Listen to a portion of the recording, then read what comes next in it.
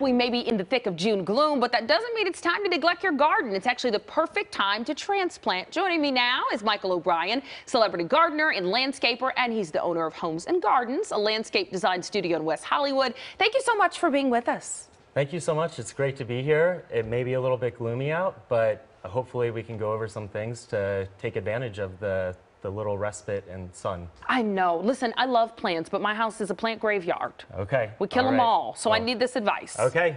Well, what did you bring with you today? Okay, so today I wanted to be able to demonstrate that you can grow a lot of different vegetables within one container. Okay. So here I like to call this my trip to Italy mix. So cute. If we're not going to Italy this summer, maybe this is another way that you can enjoy it at home. Okay. So the first thing that we have here is a patio variety of tomato. So these type of tomatoes, they don't require really deep roots. Okay. So you can put it on a patio. It's not going to really take everything over, and it's much easier to maintain. And then alongside of it, we also have some chives here. So the chives, they actually act as a natural pest deterrent. Oh, so a lot of times people hear stories about how their tomatoes got attacked by aphids in the middle of the summer. This is a method that a lot of people use to prolong that from happening, because eventually they still do come, it seems.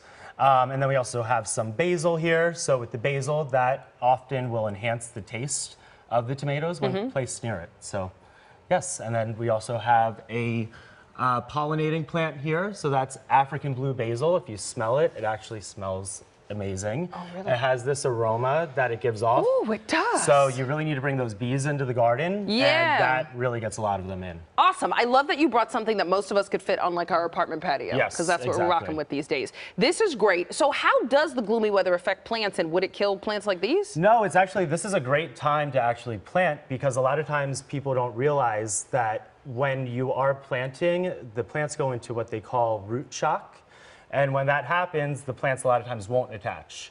So in the months of May and June, when we have these gloomy days, it's a really good time to take advantage of the weather, because the plants are not going to get direct heat right in the beginning of the day. And sometimes when the sun comes out at the end of the day, that's when the plant, you'll start to see more of the growth happening. Yeah, okay, well, it's good to know we can be planting during this time. And so what are some of the common mistakes we're making when it comes to planting? I read all these and I still mess it up. Water too much, water too little? I don't know. How do you know?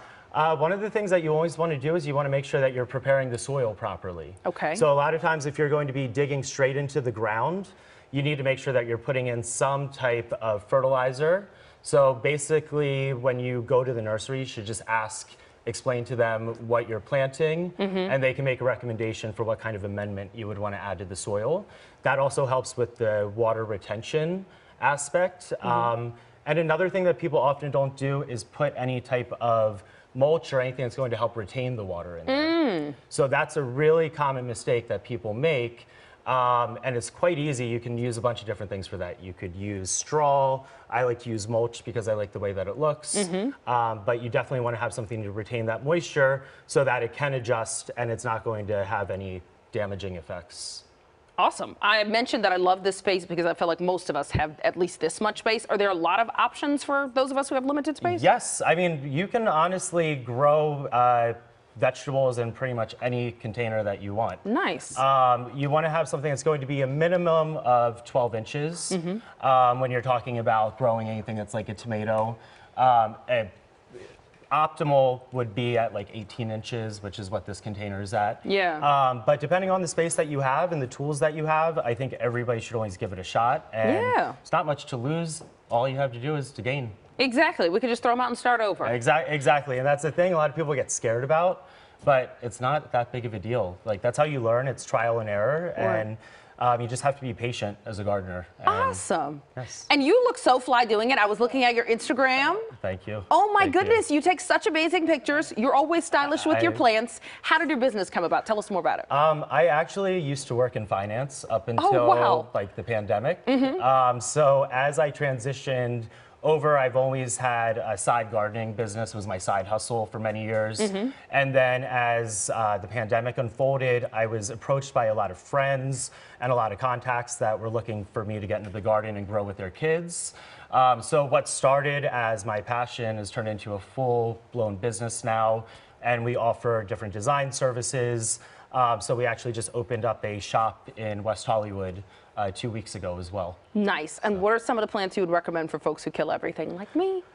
For people that kill everything, I would say a snake plant is always a safe bet. Yep. They really don't require that much maintenance. You can usually get away with watering them once or twice a month. Just make sure that you do, test the soil every once in a while. And the best way to know is really you put your finger in and you go about an inch down, and if it's still moist there, then you don't need to water at all. So Awesome. you skip it for the day, and a lot of times people start to see them wilting and they just want to keep watering. Right. But you just got to let the plant do its thing, check the soil. And be patient. Well, thank you so much, Michael, because I have a couple dying in my house right now, so I'll take your advice. Guys, you can find more information about this on our website, kcalnews.com/themorningwrap.